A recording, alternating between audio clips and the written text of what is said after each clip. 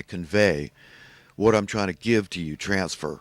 And hey, it's so simple. I mean, now it's just, I feel like I'm patronizing. I'm not mean. I'm not. I don't mean to do that. It's just that I've got it so clear in my own head what's going on here, the scam, how it works, and how absurd it is that we've allowed it to get this far.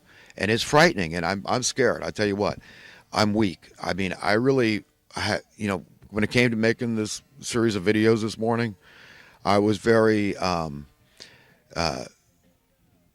felt very trepid about it. Trepidated, perhaps, is the right term. But I felt weak, okay, feeble, pitiable, pathetic. And I have to talk things over, okay, with who? With God.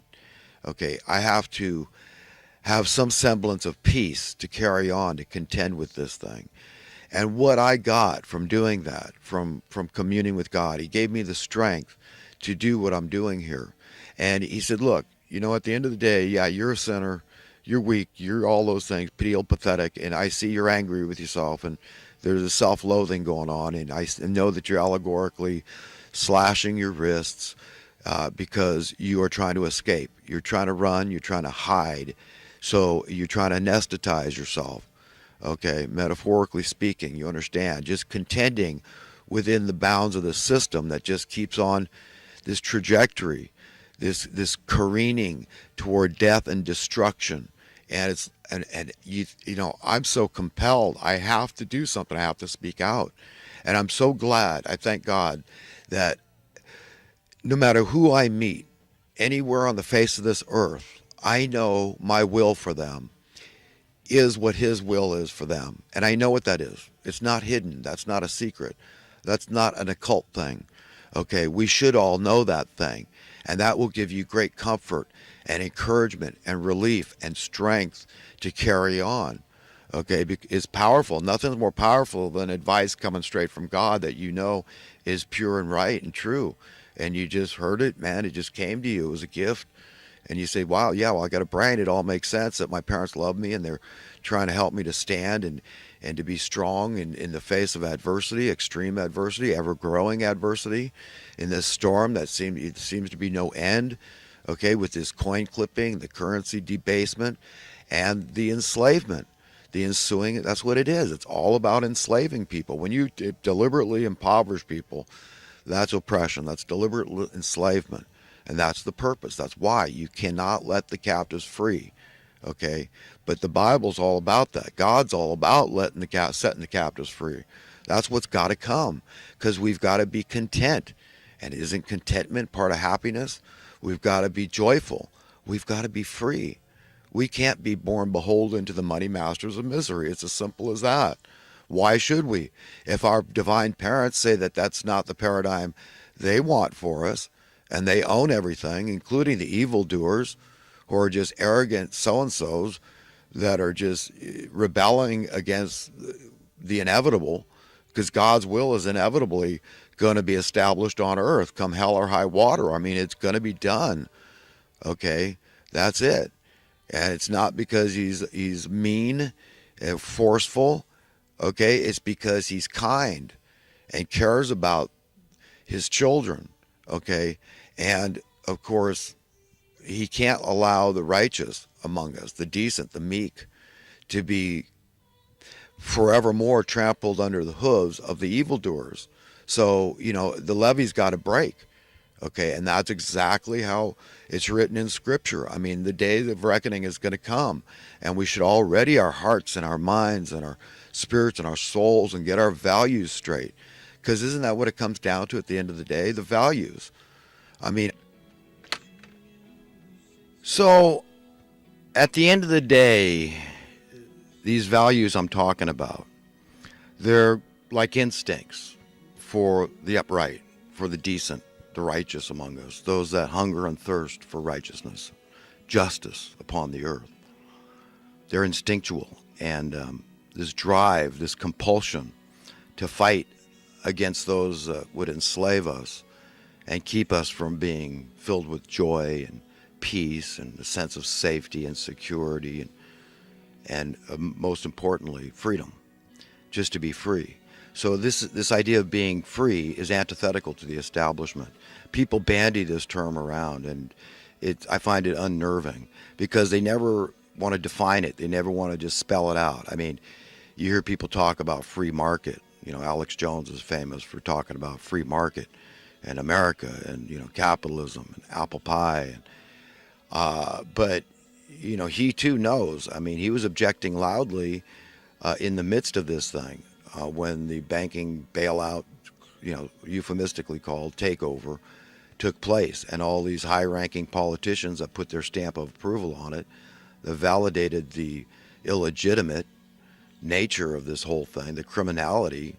They did this deliberately. Do you understand? This wasn't incompetence. Okay, these people have the highest degrees. This was theft. This was theft. So you got to understand basic economics, how they clip your coins. They raise your basic cost of living tax. Okay, without the Labor Department being there as a buffer to say, hey, you can't, you know, play this shenanigan without repercussions. Okay, we're going to have to give a commensurate proportional cost of living adjustment because we know that capitalism dictates we should have seen a huge falling on the collective faces of the bankster class that did this on purpose to steal people's houses.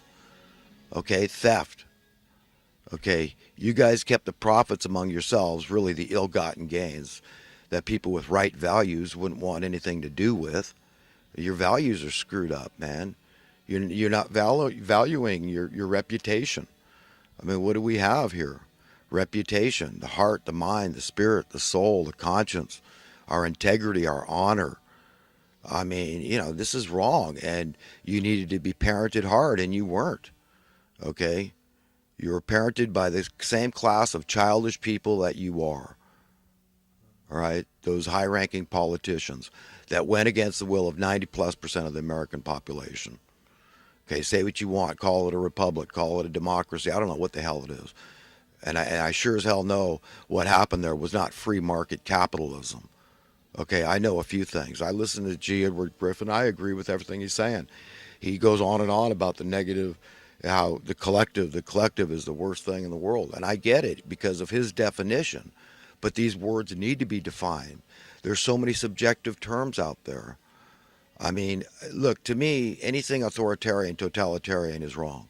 So that's why when I understand about this term communism or socialism, it seems to be a kind of an authoritarian thing, statist, where, you know, coercive, you do it or else. So it's under the threat of loss of some possessions or loss of your, you know, physical freedom, in other words, going to jail, okay, if you don't comply. And to me, that's anti-American. That's not what we want, okay? So, you know, I understand the virtuous aspects of the Robin Hood thing, redistribution of wealth, and the whole socialist and Marxist and all these credos, okay? Maoism, whatever you want to call it, okay? I understand that people believe that it's virtuous and right to do those things. But at the end of the day, is that really the world you want to live in? I mean, think of America compared to China and free speech. I mean, even with all the censorship here, okay, it's still a hell of a lot better. I mean, what's been happening with Alex Jones, I mean, he really shot himself in the foot, okay, as far as I'm concerned. He blew himself out of the water. But he's such a genius guy that maybe he really does have, you know, there's a method to his madness. I don't know. But he really should. I believe what my advice is to Alex Jones, okay, because I like to be known as the no-name influencer of the influencers, okay? So I would like to just influence the guys like Alex Jones that have a lot of influence on people. And the first thing he's got to do is to try to tame the tongue. Read the book of James, chapter 3 in particular, and tell me if you don't glean some profit from that, okay? In terms of the virtue in taming the tongue. We've got to do this. We have serious disagreements with people all over the place, but the devil is in the details.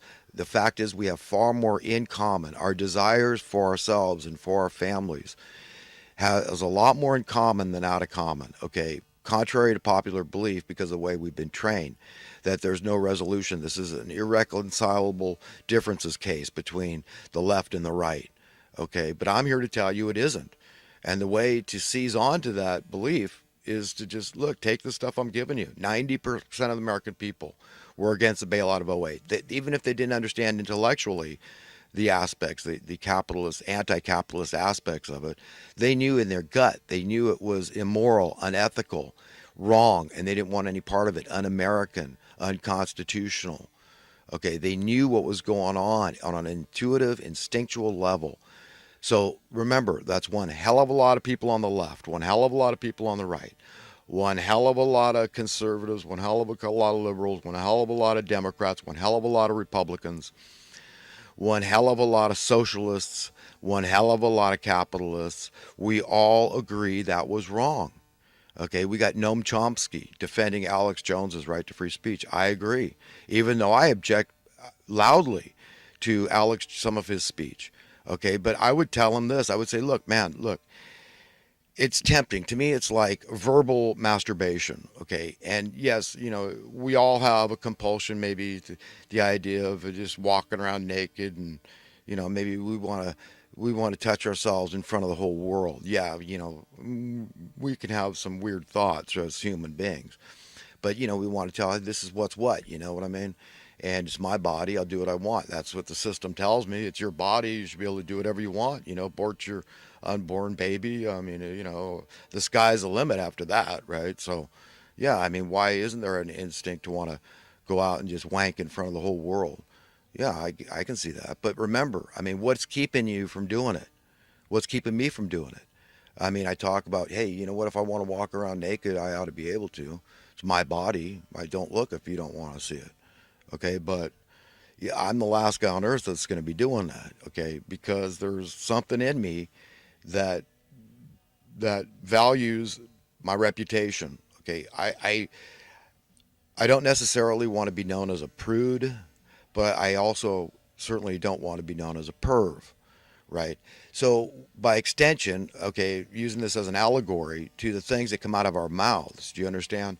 That it's easy to let loose and to just, what you're doing is you're sapping. It's an affront.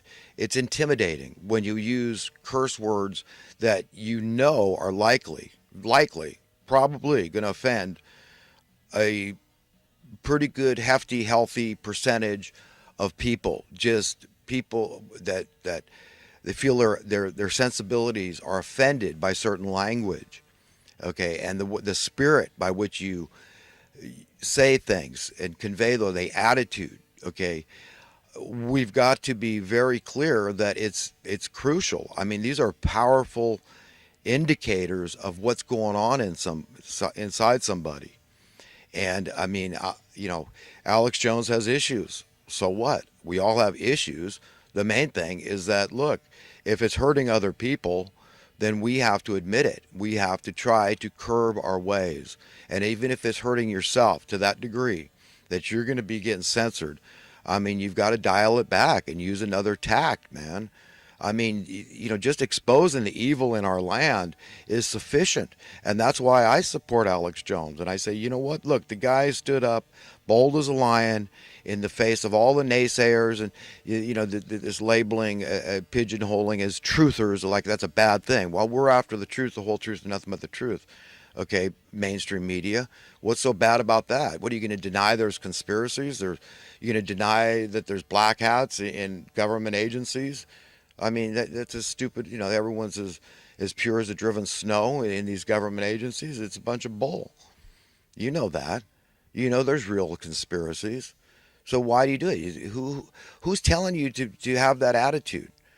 I'm talking to the mainstream media. Your Bilderberger group, that's your grand puppeteers that, train you. Your right attitude. You love this nice paycheck. You're celebrities. All you big name mainstream media people like Lester Holt, you're all celebrities making multi-millions of dollar contracts, right? I mean, what's going on? Do you think the public doesn't smell something funny going on here? What's going on? Are you sellouts? I mean, it's pretty alluring, pretty enticing to have those multi-million dollar contracts, I'm sure. I mean, we the people are not stupid, but we're after the truth. So what's so wrong? You call Alex Jones a truther, conspiracy theorist? Good. Let's bandy the ideas about. I mean, what do you think a detective does? What do you think Columbo does, or any of these other famous detectives, Sherlock Holmes? Yeah, you go in there and you figure out what's what. I mean, it doesn't matter. Everybody's a suspect. That's it. Until we say, okay, we're satisfied. You have an alibi. Okay. But yeah, I mean, why crucify Alex Jones? This is this Chinese censorship, and it's finally coming out in the mainstream media. Just this morning,